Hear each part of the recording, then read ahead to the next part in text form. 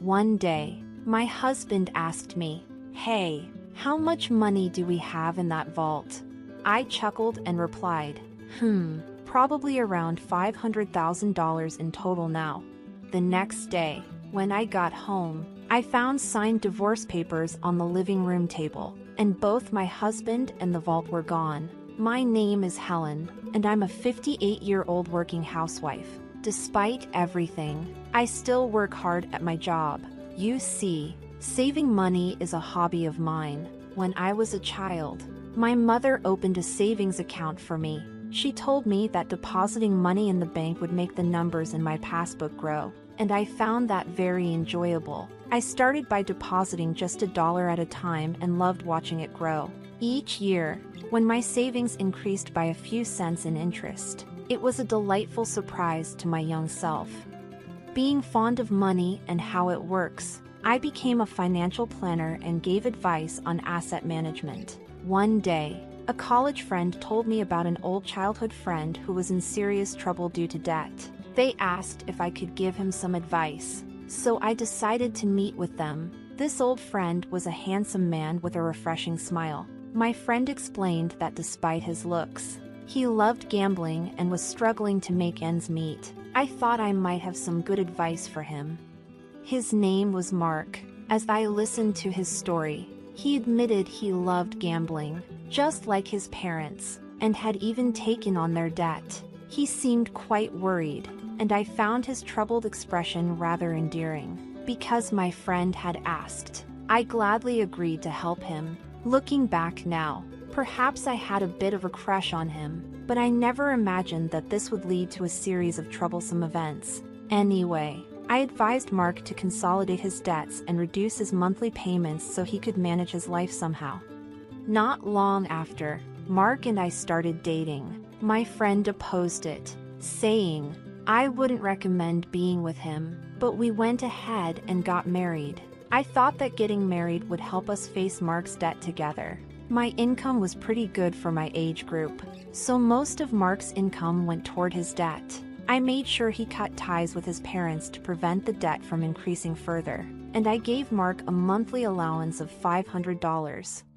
When Mark decided to cut ties, his mother yelled, "Ungrateful child! I wish I'd never given birth to you." It's only natural for a child to repay their parents' debts. His father also said, "Where's that thieving cat? I can't rest until I give her a piece of my mind. You don't belong to us." My husband, exhausted from having to deal with my in-laws' debts all this time, finally told them, "Enough is enough. I'm not your ATM. I'm trying my best here," and came back to me. He finally felt relieved to be free from my in-laws, who constantly brought up their debts.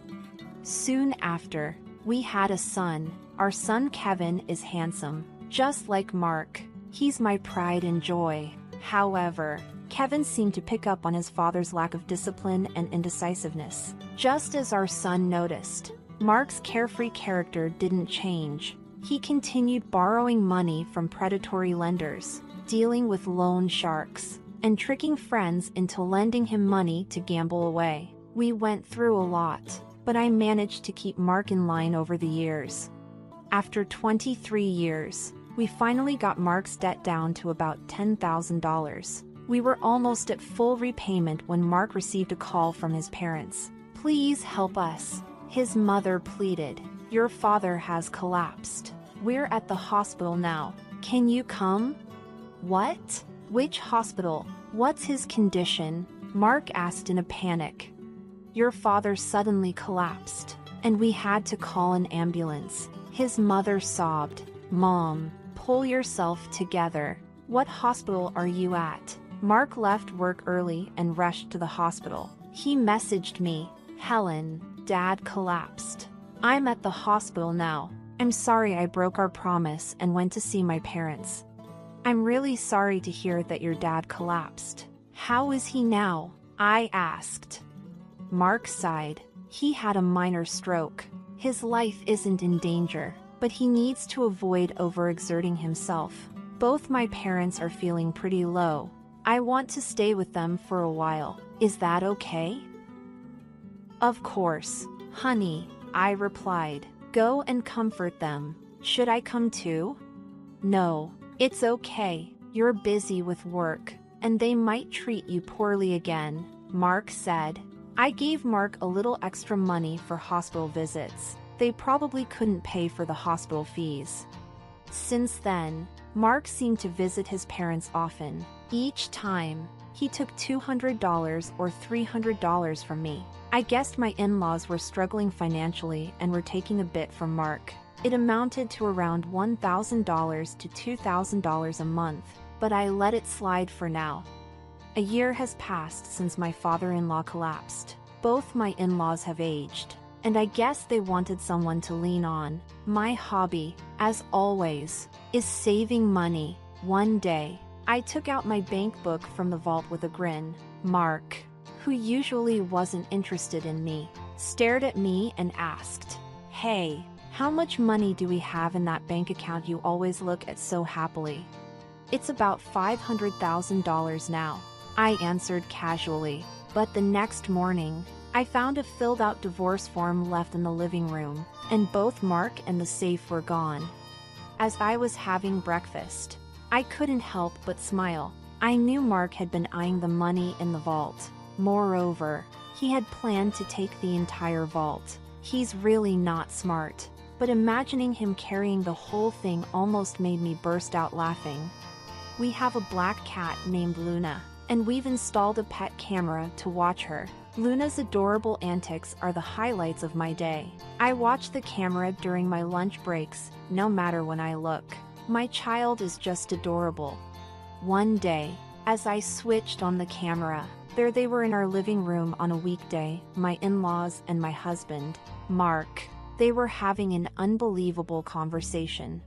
"Oh, you're living in such a nice house, Mark. Having a good salary makes your mother so proud," my mother-in-law said, flattering my husband. "Indeed, I am proud," Mark's father added.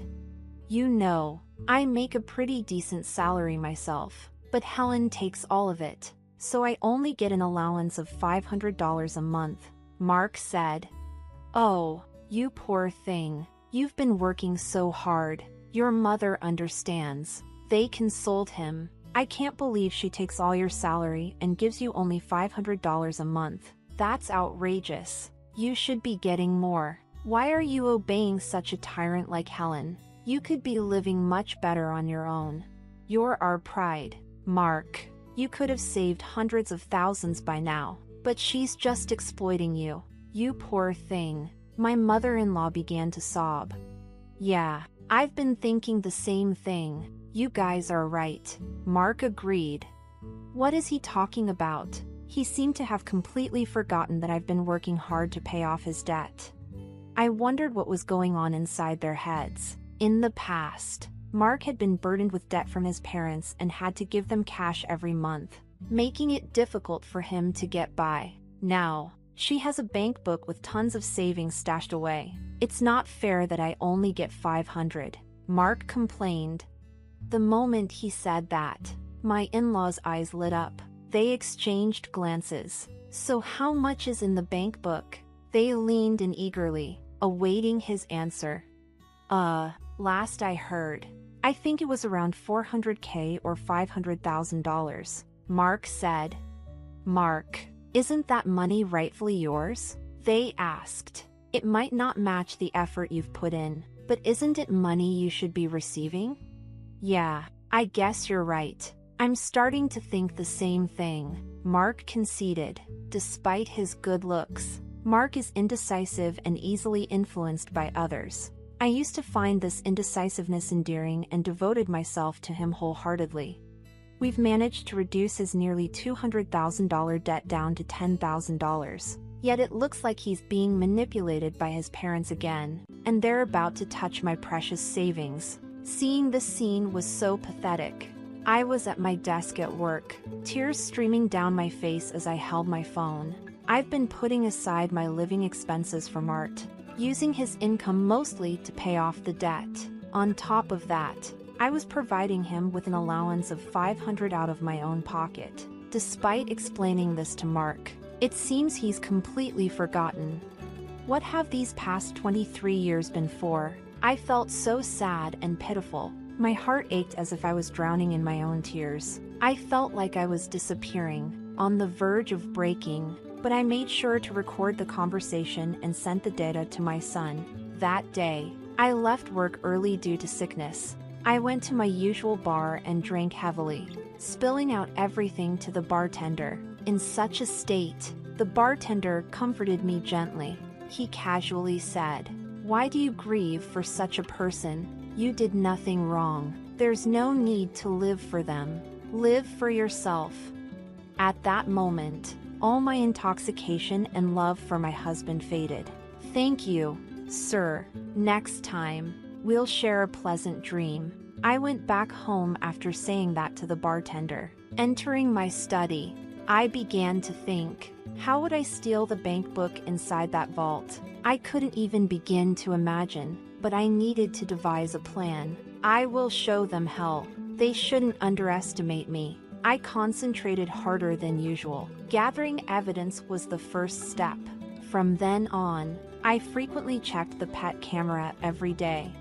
Then the ugly truths began to surface. My husband was bringing home a young woman during his supposed work hours. It seemed like he was bringing her over about 3 times a week. I couldn't believe I had to witness my husband's infidelity when all I wanted was to watch our cat, Luna. Luna also seemed to be scared and wouldn't show up. They ruined my precious relaxation time. No more than that. They betrayed me, which I can't forgive. One day, I'll punish them severely. One day, while I was working, I activated the pet camera. This time, it wasn't the woman my husband was having an affair with, but my in-laws were at our house again. "So, is everything arranged to take that bank book from Helen?" they said with an unpleasant grin. "You're smart. You must have thought of something, right?"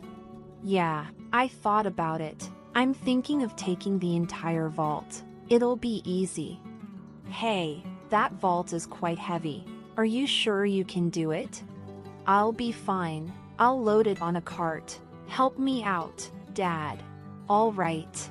I'll assist you anytime." The safe weighed about 120 pounds, as I suspected. My husband Mark was good-looking but not very smart. I pledged in my heart once again to drag these people down to the depths of hell. If we have that money from the bank book, we can go to the casino as a family. We can live as a family of 3 again. That's right. Let's live happily with the money from that bank book. Right, Mark? Yeah, but I do feel a little bad about Helen. She was saving up so happily. You can't be so weak-willed. We're doing this for your happiness. Remember? Right. I'll be happy. Besides, you found a new wife, haven't you? Quickly divorce that woman. I have to divorce for her sake as well. I'll leave the divorce papers here. That's right. We're waiting for the money from that bank book and the new wife. So, I'm going to be divorced. Well, I guess that makes sense. I found myself strangely accepting. But just how down bad are these people for some money? I was sipping coffee at my office desk, recording the scene on my phone screen. I wasn't even upset or sad anymore. If they had such intentions, so did I. I was going to show them all hell. I was fired up, and then the day finally came. "Hey, how much money is in that passbook in the vault? You always seem so happy when you're looking at it." "Right now, there's about $500,000 in there." The next day, when I got home, there was a signed divorce paper in the living room, and both my husband and the vault were gone. I had a smirk on my face while having breakfast. I acted quickly afterward. I immediately filed the divorce papers and contacted my son. "Kevin, your father finally stole the vault. I can't believe he managed to carry it. It's so heavy." "Mom, I think it's about time you end things with Dad. By the way, did he take everything in the vault too?" "Actually, I moved all the money to online banking. The passbook is essentially worthless now. The most valuable thing might have been the safe itself since it was so heavy." Oh, by the way, I've already filed the divorce papers. Now, I'm thinking about filing a police report. What do you think? You should file a police report, and it would be best to hire a lawyer. Oh, right, a lawyer. I already had a private investigator on it, but hadn't thought about a lawyer. Thanks. I'm cutting ties with that too. Kevin seemed exasperated. As Kevin suggested, I reached out to a lawyer through my private investigative contact. I handed over the recording from my pet camera to the police and the lawyer and waited. After a while, I received a call from my ex-husband. He sounded quite frantic. What the hell? The passbook is empty. What happened to the $500,000? You tricked me. That was my money. Where is it? Tell me now, or I'm going back to the house and abandoning your cat. Luna. You just committed theft and now you're threatening me. From now on, communicate through my lawyer. I said and blocked his number. I reported the incident to the police and sent the recording to my lawyer. Oh, what a relief. This is what I wanted to do. Karma is a real pain. I got a call from the police shortly after. We have caught the thief. However, the vault was damaged. It appears he forced it open. The things inside it were burned. My ex-husband and his parents learned that the passbook balance was zero, and apparently, they set the things inside the vault on fire. Even though it was his first offense, my ex-husband spent a few days in police custody. His parents were released with a stern warning. My ex-husband broke into the house he used to live in after he was released. Hey, open up!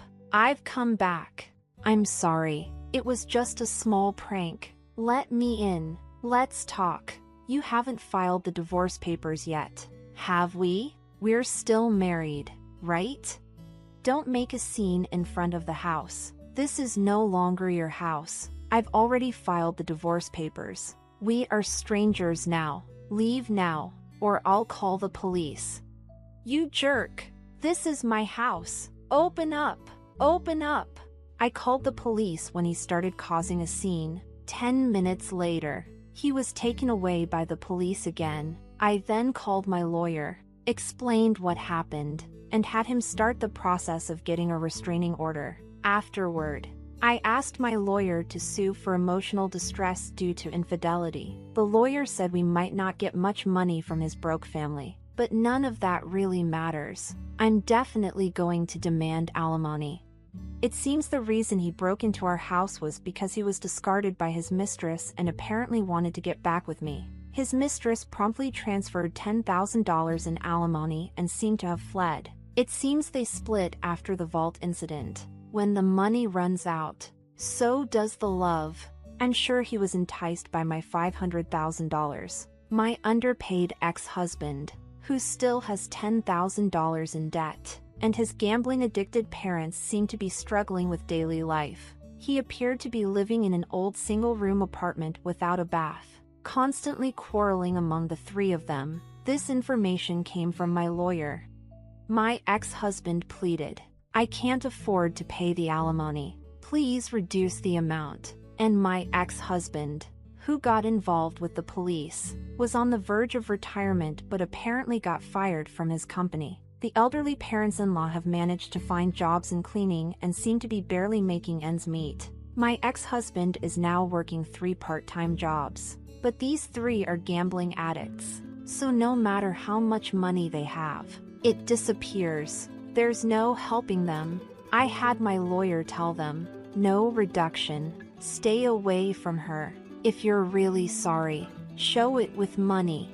If he had stayed with me, he had planned to end the remaining $10,000 debt by the time he retired. But he fell for the sweet talk of his gambling-addicted parents-in-law at the end. How foolish. This $500,000 is an accumulation of my savings that I have started building from a very young age. I find it enjoyable to save small change. There's just something fun about updating the bank book. So, I think I'll start a new bank book. Right now, I'm living a relaxed life with my black cat, Luna. My son visits occasionally and tells me about his girlfriend. This time, I'm going to spend time for myself. I need to buy a new vault. One that's so big that a person can't carry it. Right, Luna? I am the happiest I've ever been. As my niece and I settled in for a night of house sitting at my elder brother's place while he and his wife were away, a curious moment unfolded. Amid our lively discussions about our plans for the following day, my niece surprised me by indicating she was ready for bed. With swift determination, she slipped into the closet without hesitation, leaving me momentarily stunned. Hastily reaching out to stop her, I was met with a puzzled look. I'm Melissa, a 24-year-old housewife, and my brother, 5 years my senior, has always been a steadfast presence since we lost our parents early in life. Our bond remained strong even after we both married, and we continue to lean on each other for support. While my in-laws are wonderful, they reside in Alaska, making it challenging to rely on them for immediate assistance. As for my brother Sam and his wife, their union was hastily arranged after a clash with her parents, leading to an ongoing estrangement. With no nearby relatives to lean on, our bond of unwavering support flourished. It grew even stronger when Sam and his wife welcomed their daughter, closely followed by the arrival of a little girl into my own family 4 years later. Living in the same city, the daughters became inseparable, akin to true sisters. As the years passed and my niece Sarah approached her 10th birthday, Sam shared his plans for a special 10th wedding anniversary trip. "Melissa, would you mind looking after Sarah while we're away?" Sam's request came with a touch of hesitation. "It's just a short overnight trip nearby, but we thought it'd be nice to have some time alone." I readily agreed, eager to assist. When we discussed logistics and I inquired about picking up Sarah, Sam shook his head, indicating a different plan. It became clear he wanted me to stay over at their house with Sarah, concerned about leaving it unattended for security reasons. I playfully teased Sam about his excessive concern but eventually relented. Opting to spend the night alone, I left my daughter, who still harbors some sleepover jitters, in the care of my husband. On the day of their anniversary getaway, I headed to Sam's house. Holding Sarah's hand, we bid farewell to her parents. She seemed a tad apprehensive as she watched them depart, but our house-sitting escapade was about to commence. Initially, I had planned to bring my daughter along and have my husband retrieve her at bedtime. However, Sarah adamantly refused, so I abandoned the idea. While I know she enjoys my daughter's company, she remained firm in her decision without offering an explanation. Sensing her disappointment, I'd offered to treat her to a playdate at my house after breakfast the next day, sparking a glimmer of excitement in her eyes. Sarah typically tailors her play to include my daughter, so I brought along some slightly more intricate games and puzzles that adults could also enjoy. As I laid them out, I asked her what she fancied playing. We whiled away the hours engaged in games and cooking dinner together, yet Sarah remained by my side, casting nervous glances around the room. Initially, I attributed her behavior to potential loneliness or lingering nerves from being away from her parents, but even after several hours, her demeanor didn't shift. Concerned, I gently probed if something troubled her, but no matter how many times I inquired, her response remained the same. "No, it's nothing," without divulging further.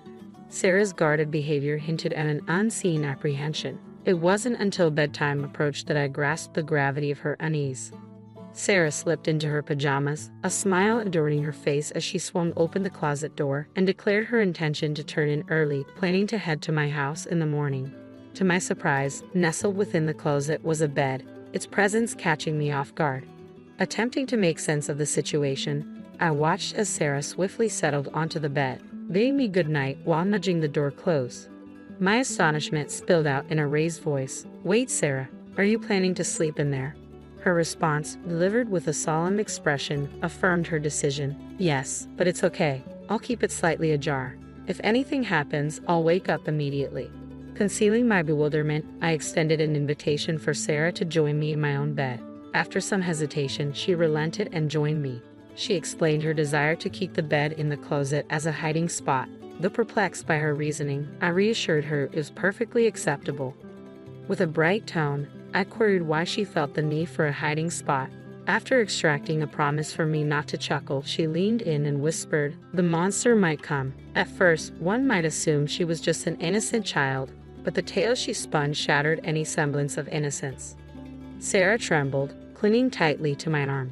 The monster is terrifying and cunning. It only shows up when Daddy's away. If it appears, Mommy has to fend it off, and I must stay hidden in the closet until she succeeds. Mommy always cries during the struggle. Once, I tried to assist her, but the monster's banging on the closet door scared me so much. I wrapped my arms around Sarah, feeling her tremble against me, and sighed deeply. Perhaps this monster was more than a bedtime tale. It felt too real. The revelation of my sister-in-law's affair, discovered in such an unexpected manner, left me adrift. If the supposed monster was indeed her lover, it wouldn't dare approach this house while she was absent. Yet Sarah firmly believed it targeted days when Daddy was away. As I observed Sarah's vigilance throughout the day, her proximity a shield against potential threats, my heart ached. Considering the gentle soul of my niece and my brother's unwavering trust in his wife, anger swelled within me towards my sister-in-law. But above all, I yearned to offer solace and reassurance to Sarah. I gently clasped Sarah's hand, offering her a reassuring smile. "Don't worry, Auntie's here today. You mentioned the monster is cunning, right? Well, it'll be caught off guard by a stranger like me and won't dare to come near the house. Besides, your mommy, who the monster always targets, is safe with Daddy right now, so it can't harm her." Despite my attempts to ease her anxiety, Sarah remained clouded with worry, unaware of the monster's true identity. With each passing moment, her apprehension grew, fearing an imminent attack. She suggested we seek refuge together in the closet, prompting me to encourage her to share her concerns about the monster. I hoped that by addressing her fears one by one, she would eventually find peace and drift off to sleep. As I listened to Sarah's distressing revelations, I realized I couldn't simply remain idle. Without hesitating, I whisked her out of the house, disregarding her attire, and swiftly drove us home. Upon arrival, I briefed my husband on the situation and coordinated for him and his friends to spend the night at Sam's house. Around 10 p.m., after my husband and his companions had departed, I received a call from Sam inquiring about Sarah's well-being. "Has Sarah already retired for the night? Don't forget to take care of yourself and your family too. Ensure the house is securely locked. Good night," he advised before bidding farewell. After inquiring about Sarah, Sam urged me to ensure the door was securely locked before retiring for the night. His stern warning resonated deeply, and I fought to steady my voice as I assured him. Once the call ended, I glanced at the peaceful slumber of Sarah and my daughter, steeling myself to confront the lurking menace. The following morning, my husband returned from my brother's house, and my emotions swirled with a mixture of fear and anger as he recounted the events of the previous night. Relief washed over me, knowing my actions had been justified. We spent the remainder of the day at home, anxiously awaiting my brother and his wife's arrival to retrieve Sarah. Upon laying eyes on me, my brother's demeanor shifted to stern interrogation. He demanded to know why Sarah and I had departed his house during the night. "Why didn't you stay put as I instructed? I explicitly warned you not to leave. You claim to understand, so what possessed you to return home on your own?" His accusations left me feeling uneasy, prompting me to question how, while on a trip, he was aware of our absence. Avoiding direct eye contact, he reluctantly confessed, "We provided Sarah with a smartphone equipped with GPS." His revelation contradicted his earlier insistence on not leaving the house during our phone call the previous night. If he had indeed monitored the GPS, he would have easily discerned our departure. Suppressing my urge to confront Sam then and there, I maintained a composed demeanor, mindful not to disturb the children in the adjacent room. "By the way, did you have visitors last night?" My brother's tone shifted, his concern palpable. "Two unfamiliar men showed up at your house late. Who are they? Why would they come to a house that's meant to be occupied only by Sarah and you in the dead of night?" His voice quivered, though not from fear of the unknown intruders, but from a different source altogether. As he spoke, it became evident he was treading cautiously, his eyes darting around. "About those men," I pressed for clarification, but my brother's attempts at evasion were interrupted by his wife, Kate. Whether she was anxious about further discussion or for other reasons, she abruptly called for Sarah and declared they were heading home. As Sarah emerged from another room upon hearing her mother's call, Kate seized her hand with an unmistakable force. Abruptly, Sam's demeanor shifted, his words carrying an abrupt finality. "I can't forgive what happened, but we're leaving today," he declared, urging Sarah to depart the room. Despite my efforts to dissuade them, my brother and his wife remained resolute in their decision to leave. Ignoring my pleas, they pressed on without a backward glance. Witnessing Sarah's resistance to her parents' departure, I swiftly drew her close. "What's going on?" Kate's startled cry echoed as she released Sarah's hand, but I shielded the child behind me, creating a barrier between us and the departing couple. Amidst their hostile tirade, my husband and I stood firm, adamantly refusing to surrender Sarah. As they advanced toward us with fury in their eyes, we managed to usher them out of the room, firmly asserting our stance against allowing Sarah to be taken away. Swiftly, a waiting police officer intervened, promptly detaining the agitated couple. Confusion reigned as the officers attempted to contact my brother and his wife. Sam vehemently insisted to the officer that it was we who should be detained, alleging that we had taken Sarah from her home and were holding her against her will. "My sister and her husband have abducted her from her rightful place. Please rescue her swiftly," he implored, despite our protests. Our daughter, emerging from the chaos, sought refuge behind me, engaging Sarah in a bewildered conversation, affirming she was not being held against her will. Sam's stern demand for Sarah to accompany him fell on deaf ears as she clung to my side, paralyzed by her father's towering anger. Kate remained silent beside the officer, casting furtive glances at Sam, hinting at an unspoken message intended for him and Sarah. As the officer restrained Sam, who was causing a scene at the entrance, my husband intervened, holding his smartphone aloft. Sensing the tension, I ushered Sarah and our daughter back into the adjacent room, urging them to close the door to muffle any sounds. With their safety ensured, my husband silently played a video he had recorded in my brother's house the previous night.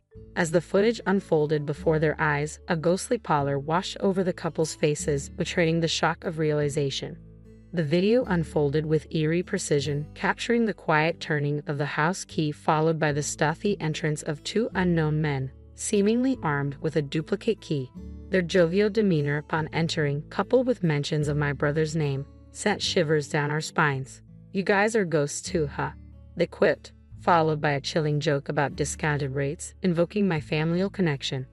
With smirks etched across their faces, they directed their attention to my husband and his friends. Evading direct inquiries, my husband's friend offered a vague response, prompting one of the men to boast about the sum paid, hinting at a close relationship with my brother and his wife. Their unsettling remarks took a darker turn as they casually mentioned their plans involving Sarah. As the camera caught a glimpse of their profile, a sinister aura emanated, rendering them more villainous than any mere monster. From my vantage point, the screen remained obscured, but the chilling audio alone sent shivers down my spine. Following the playback, my husband's friends wasted no time interrogating the intruders, probing into their frequent visits and habitual pairings. Their inquiries soon turned to Sarah and me, a sense of urgency tainting their tone. My husband's terse admission of our absence seemed to jolt the intruders into reality, realizing the gravity of their situation. With mounting tension, the men made a hasty exit, their hurried departure leaving lingering questions in their wake. Whether they had overlooked my husband's recording until the last moment or deliberately concealed its existence remained unclear. My brother, appearing visibly shaken, vehemently protested his ignorance, clinging to the belief that he was being framed. However, the damning evidence presented in the video, entrusted to me and young Sarah by my brother, shattered any lingering doubts. His feigned ignorance failed to sway anyone, leading to his apprehension by the authorities. Kate, though feigning innocence, found herself under scrutiny as well, her involvement questioned by the officers who had heard Sarah's testimony. Consequently, both Sam and Kate were escorted into custody, their roles in the unfolding drama under intense scrutiny. During the police investigation, Sam and Kate eventually came clean, leading to their arrest. Shockingly, Kate had been orchestrating a lucrative scheme, inviting men to their home while Sam was away at work and profiting from their visits. When she realized there was a demand for children, she exploited Sarah, carefully skirting the law to assist her mother, who was under pressure from unsavory individuals. Innocent Sarah, unaware of the sinister motives, innocently posed for photos which Kate used to entice potential clients. These were innocent snapshots, devoid of any suggestive content, captured with a disposable camera and only lent out to interested parties, never sold. While I detested Kate for her actions initially, it seemed like a matter that didn't directly concern my husband and me. However, things took a darker turn when Sam not only condemned but actively participated in the exploitation, rather than reprimanding his wife or protecting their daughter. So, instead of addressing the issue, Sam decided to expand the operation, recruiting men to become clients, believing that more employees would lead to increased revenue. With this simple yet flawed logic, he devised a plan to involve me in his business. Knowing I would never willingly agree, he resorted to coercion, using the threat of exposing the photos as leverage. Their scheme took a sinister turn when they carefully selected a day when the neighbors were absent, locking both Sarah and me inside their house. Then, without a second thought, they exchanged their house key for a large sum of money and departed on a pre-planned vacation, leaving us behind. Unbeknownst to them, Sarah, who had always dutifully obeyed their commands, chose to reveal the truth in order to protect me. Despite her limited understanding of the conversations, Sarah sensed the danger lurking around us, and she confided in me, unveiling the nightmarish reality of Sam's household. Faced with this revelation, I implored my husband to capture the perpetrator's activities on camera that very night. Their inadvertent disclosure provided crucial evidence for the police, prompting swift action upon my report. Simultaneously, I notified child welfare services to ensure Sarah's safety. From the vantage point of the police bus, we watched as Sam and Kate were apprehended at their doorstep, finally shielding Sarah from their grasp. Despite being first-time offenders, the severity of their crimes, including violations of child welfare and anti-prostitution laws, warranted their imprisonment. The police emphasized the gravity of the situation, particularly the implications of the stored images of the child, which could never be completely eradicated once leaked online. The chilling reality of their actions struck me to the core as the police relayed this information. Fortunately, Kate hadn't digitized or sold the photos of Sarah and had kept them securely stored, averting any potential leaks. It's baffling to comprehend how my once kind and dependable brother Sam could devolve into such a monstrous figure. Until then, our relationship had been characterized by mutual support, making it all the more frightening to realize how deeply he had descended into darkness. Despite their arrests, I still grapple with the enormity of their actions. Following Sam and Kate's apprehension, the authorities also interrogated the other individuals involved. Initially, they attempted to claim innocence, arguing that it was merely an attempted crime. However, the discovery of a child's photograph in their possession and the revelation of additional criminal activities confessed by Sam and Kate during the investigation led to their arrest on multiple charges. After dealing with the monsters and their associates, our next concern was Sarah's well-being. With both her parents unfit for guardianship and no family willing to step in, Child Protective Services decided to remove her from their care. While this was a relief, Sam and I faced the harsh reality that neither of us had parental figures, and Kate's family had severed ties. We discovered that if we couldn't find a suitable guardian within Kate's family, Sarah would be placed in foster care. After much deliberation with my husband, we made the decision to adopt her. Sarah held a special place in my heart, and I couldn't bear the thought of parting ways with her. Thankfully, my husband shared my sentiment, and we saw this as an opportunity to start anew in the countryside, closer to my in-laws. Moving to the countryside not only provided Sarah with stability but also allowed my daughter to spend more time with her grandparents, whom she adored. She was thrilled to have Sarah as her older sister, fulfilling her long-standing wish. Freed from the clutches of her parents, Sarah quickly adapted to her new role and environment, embracing a life filled with peace and happiness. I am Christina, and I am 32 years old. Steve and I have been together for 6 years, and I love him very much. I wanted to marry him my whole life and asked him to marry me several times, but each time he politely said no. But he finally agreed to my 5th request not long ago. Right now, we're busy getting ready for our wedding by making plans and picking out clothes. But even with all of this work, every day is fun, and I hum songs without even realizing it. Then one day, while I was happy, a prenuptial agreement was put in front of me. Steve had said that this agreement was needed in order to get married. What was agreed upon was that what belonged to each of us before we got married would stay the same. We would not mess with what the other person gets in the future, and we would update this document if our family situation changed. Steve, are you really worried about this? I asked him as he signed the paper. Well, it's just for peace of mind, just in case, he said. It's important for both of us, I believe. But I was more excited about the days ahead with him than I was about why he was so set on this deal. But a small event was about to happen. Steve has two older brothers who are a bit strange. Steve told me not to believe what those two said when I met them before our wedding. They're a bit odd. Don't worry about it. In his words, the people who will be my in-laws gave a small, unclear smile. I almost forgot about them because I hadn't seen them in a while. Then one day, while Steve was at work, I got a call from a number I didn't know. "Chrissy, you like fish, right?" This call from my brother-in-law, whom I had only met once, caught me off guard. What is this? I knew that Chrissy was my nickname, but who was it? I knew it wasn't a stranger because they called our home phone. It was a voice on the other end of the line that made me think of what it was. Haha, you don't know who I am. I'm Steve's brother and your new older brother. What kind of brother-in-law? What is it? Steve has two brothers, but this voice belonged to someone else. It has been a while. What took place? Asked but was still not sure what to do. He told her, "Today I went fishing and caught a lot of salmon. It's okay for me to bring a few, but I can't bring them all. Steve will love them with lemon." It made my heart beat faster when he spoke. That's great news. I could make a dish that Steve loves. Steve has to work today, but I think he'll be very pleased if he comes home to a tasty meal.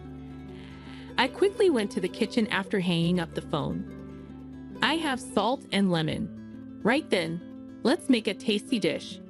I was feeling great as I was getting the ingredients ready when the doorbell rang. My brother-in-law must be there, she said. I knew the face when I looked at the computer. Someone from Steve's family showed up. It was his younger brother. He looked a little tense when I opened the door. "Excuse me, may I use the bathroom? Could you also pay for the taxi?" As he said this, he ran into the house quickly.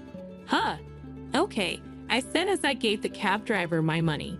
He felt better when he got out of the bathroom and took a deep breath. "Thanks, you saved me. Oh, and could you lend me some money too?" He smiled and put out his hand. "Huh, what is the money for?" I looked at him a little confused, and he laughed. "The fish is not free. How about $50? He asked in a relaxed way. "What?" I was so shocked that I almost dropped my wallet when I let out a loud scream. I thought the fish was just a treat for everyone. Of course, I felt bad taking it for free, and I had planned to buy him a snack to say thanks. But $50, that was a surprise. From the look on my brother-in-law's face, it looked like this price was normal for him. He'd arrived from a long way away to give it to me. The fish was still fresh. I didn't want to say anything that would make things worse. It hurt me a little to do it, but I took $50 out of my pocket and gave it to him.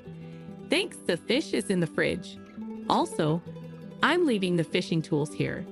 Steve has been asked to bring it home later. Thank you." After that, he quickly left. "Huh, are you already leaving?" "Kevin, wait." I was shocked to see the cooler and gear left at the door, but he was gone in an instant, waving a $50 bill. It's odd that the stuff was left here. It won't fit here. I forgot to pay for the cab. I thought about the cab fare I had paid for him, and it looked like I was having a hard time. It feels weird to ask Steve to carry this. How do I bring up the cab fare?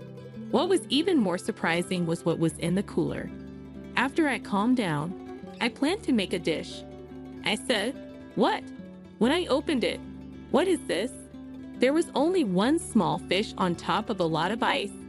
I couldn't move because I was so shocked. "What is this, then?" I had no words to describe how shocked I was. I was excited about getting a lot of fish because of how my brother-in-law talked. I was so excited that I cut a lemon. I could only sigh when I saw the lemon I had cut with joy. A few months later, I went to a nearby small cafe. Don't tell my younger brother, but I need to talk to you about something. The urgent call came from my husband's older brother. His voice sounded urgent. "Listen, I need to talk about something important, but I can't tell my parents or brother. He said that over and over again. I was a little nervous, but the chosen cafe was warm and bright, and it was daytime, so I thought everything would be fine. Christina, come over here. He called out loudly as soon as I opened the door. Other people were staring at me, which made me feel bad, so I quickly walked over to his table and looked down. Look at that blush, Christina. You're so cute. My brother-in-law's smile made my cheeks get even redder. Let's have a little more peace and quiet. He waved his hand and said, Okay, when I told him this in a whisper. Then he introduced me to the woman sitting next to him. I said, This is my new girlfriend. A beautiful woman dressed in style stood up and looked at me. A low voice asked, What's this about? Just as I was about to meet her, the next thing I knew, I got hit in the cheek. I was shocked and couldn't figure out what had happened. Someone from the crowd just hit me. Why? The angry woman in front of me yelled, Is this your new girlfriend? She's so annoying, and stormed out of the coffee shop. James, hold on. What kind of joke is this? It hurts a little on my cheek. My throat dried up from being so shocked. Actually, I had a fight with my girlfriend, my brother-in-law said without any thought. I thought about getting a new girlfriend instead of you and stopping our relationship. He laughed and said, Thanks to that, it's all over now. Are you kidding me? This is something I never thought would happen. I began to get annoyed by how carefree he seemed. Well, these things happen, he said with a wave of his hand. It's not a big deal. I've never had anything like this happen before, though. How can I keep my cool? I spoke up. Honestly, I was so angry, shocked, and embarrassed that I couldn't think straight. My brother-in-law then told me, Don't be so bad. It's not important. It shocked everyone. But was it really that shocking? As I looked around, I saw that everyone was looking at me. As I felt the looks of shame on other customers' faces, my cheeks burned. Because I felt bad, I looked down. My brother-in-law saw this as a chance and stood up, smiled, and said, See you later. I said hello to my brother for me, and I left the store. Hold on. Have a few more things to say, I yelled, but he was already out of sight, so he couldn't hear me. A staff member with a worried look on their face stopped me from going after him as soon as I stood up. Excuse me, may I have the check? As they gave me the bill, they said that was really the only thing that came to mind. It's been getting worse between me and my in-laws lately, so I was thinking about staying away from them. In my heart, I felt both powerless and angry because I had so many problems at once. After telling my husband everything, we agreed not to respond to any messages from his brothers. If they needed something, they would have to talk to my husband about it. I then chose to ignore the several texts I got after that. The happiness didn't last long, though, because my in-laws' 60th birthday party was coming up, and I had to go. I've always felt welcome with them, and I loved them as much as I loved my husband's parents. My mother-in-law said, Wow, it's so big. And that separate room over there is so pretty too. Seeing her have fun made me feel better. This house would be great for the party if I could pick it. The in-laws wanted a traditional house that I got from my grandparents not long ago. That house is a classic house that is 230 years old and was moved. When my grandparents lived there, it was always busy. I talked about it with nostalgia. The first time I met my wife, it was also in such a traditional place, my father-in-law said as he thought back. It turned out they met while looking at old homes and having tea together. They found out they were both the same age. In fact, this house was a restaurant before my grandparents moved into a nursing home. My mother-in-law made me feel better by telling me today was special and the place was perfect. She felt bad that she hadn't invited them sooner. Those words made my heart a little warmer. They looked at the house and yard for 2 hours before the party started. During this, the oldest brother came in, making a lot of noise and looking a little unhappy. "What is this? We're having lunch in such a quiet place, and Steve is the only one here to greet us." The oldest brother said, "That's surprising." Steve answered with a smile, "This is what Mom and Dad want. They wanted to spend time with their family in a cozy place. This lunch is a special one from a well-known shop in the area." I remembered how excited I had been for that lunch when Steve said that.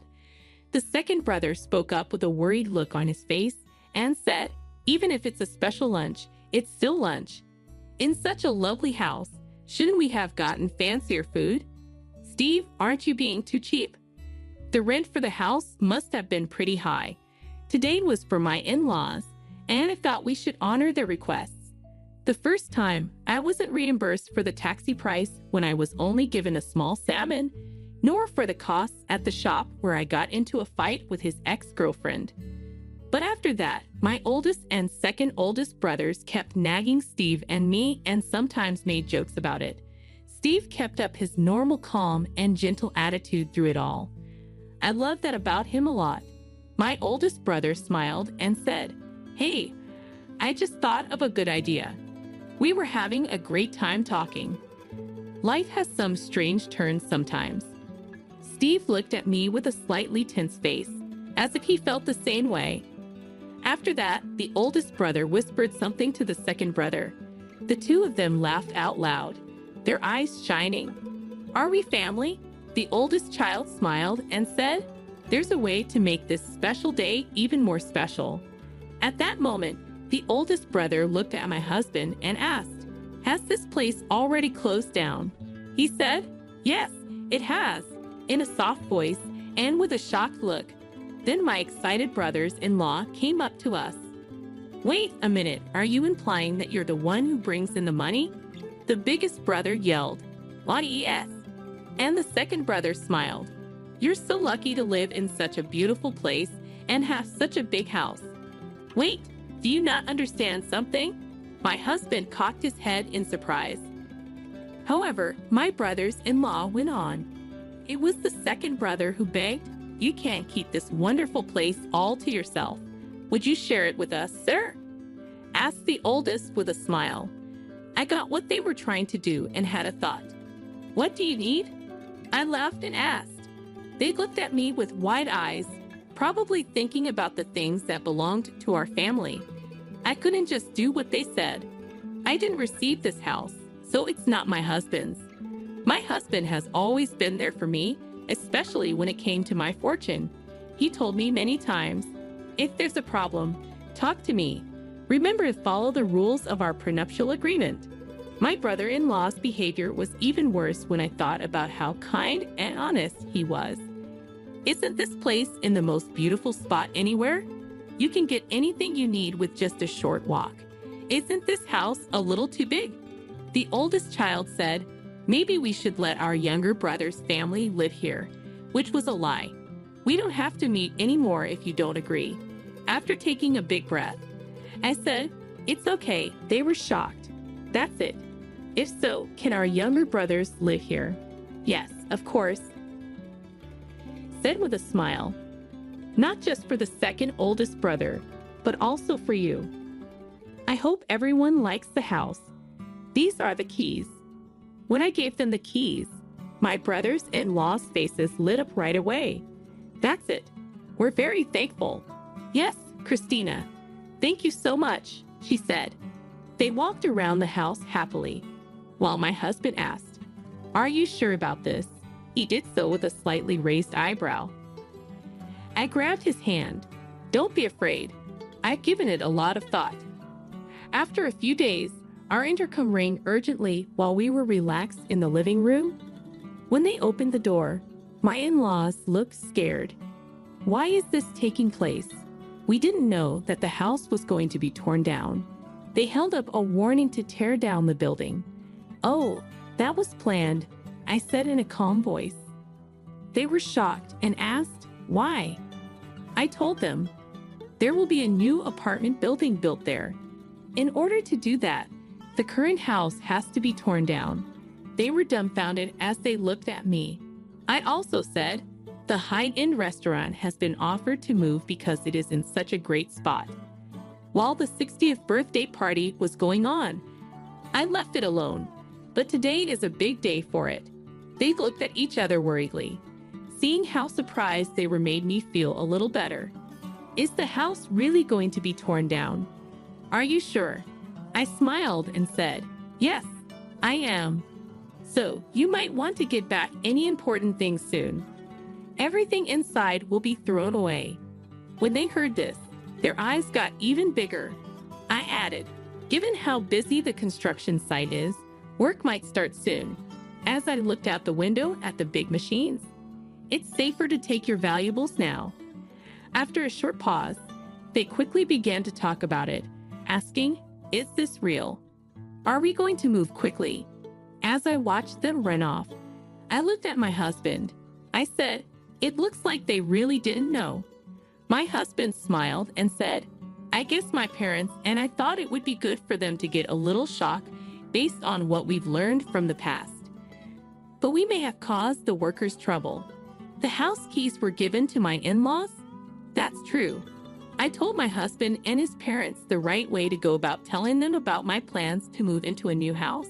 Of course, I also told them that the house had been bought and gave them information about the date of the handover. They could have told the brothers the truth, but it looks like no one did in the end. Don't stress out about the workers. He told me, I've already talked about it with them. I thought this might happen, so I told the worker ahead of time. We said a few words. I hope he regretted, and then went to sleep. I couldn't believe it had come to this the next day. When we got to my in-laws' house, my mother-in-law's Mings and my upset brothers-in-law were there to greet us. Even if the contractor didn't let you in, what were you thinking trying to sneak into the house at night? Well, it turns out that they tried to sneak into the house during the day, but were turned away. So they tried to get their valuable things at night. A neighbor thought this was odd and called the cops. Not only did you not get your things back, but you were also stopped by the police. My husband said in shock. Yet even though the in-law boys were eager to explain, their parents only said, you both should say sorry. My husband gently gave them advice, and they didn't seem like they wanted to say sorry. But the oldest brother replied, what? With a hint of anger. But all of this is because of Christina. The second brother added, I thought you were nice, but I was wrong. I didn't understand why you gave me the keys so quickly. But what you did to the house shocked me. Could only smile when they suddenly complained. Brothers, it looks like we have a misunderstanding. The truth is that I received both the land and the house. We talked about this before I got married to Steve. I've always said what's mine is mine, and we even made a deal about it. So really, it's not your place to step in. A contract, I asked. The in-laws looked shocked, though. I chose to make things clear. There have been many ideas about what to do with the land since my grandparents' time, but they always wanted to keep it the way it is. On the other hand, they told me I could sell it in the future, which I confirmed with a skilled builder. It's not your business, then. But we're family, so why do you think it doesn't matter to us? Before I answered, I thought about a lot of things. About 3 years ago, I really began to think about getting married. Since my mom died soon after giving birth, my dad raised me with a lot of care on his own. Together with my dad, we were like best friends. We went camping in the summer and on ski trips in the winter. Unfortunately, those happy times came to an abrupt end when my father fell and died. Being overloaded, I felt bad that I couldn't do anything to help him and sad that the room was empty where he used to be. At that time, my husband was there for me and supported me through my dad's funeral and the memorial events that followed. Because I couldn't leave the room I shared with my dad, my husband would make me soup and listen to me talk about my dad all night. I want to marry you so badly. You've thought about me and been on my side all along. I told him during my 5th approach, If there's something you don't like about me, I'll fix it. He then looked upset and brave as he told her, I want to marry you, but my family is having problems. I don't want to give them to you. Steve, I told him, I really love you, and I don't care about any problems in your family. We then chose to get married. I have no regrets at all. I wanted to do what my grandparents wanted, and I'm happy that I did. His boys, on the other hand, were a different story. I can't believe how cocky your brothers are. I can no longer forgive them. I made it clear they will pay for everything they've done. Taxi fares, expensive food bills, payment for slapping me, the price of our tea at the cafe, home utilities, the cost of calling the police, and everything else. Steve said. His brothers turned pale. Even for that, that's not possible. Then there was an even bigger surprise. You're rejected, their father told them. What? Dad, please don't. This caused their parents to kick them out of the house. Even cousins who lived a long way away knew about their bad behavior. The brothers' women and families left them because they had lost their place. They now seem to live in peace and quiet in a small room. Is this our new house? Is it really possible to live here without any problems? We moved into a fancy high-rise house next door to Steve's parents. Of course, we agreed to buy this floor in the building before we could give up the land. It's great that we can live close together. Some of my grandparents' old house, like the beams, were used to build our new house. A new picture of our family was taken. Let's put this picture up next to the old ones. The picture showed my family's happy faces. I told myself, from now on, I'll treasure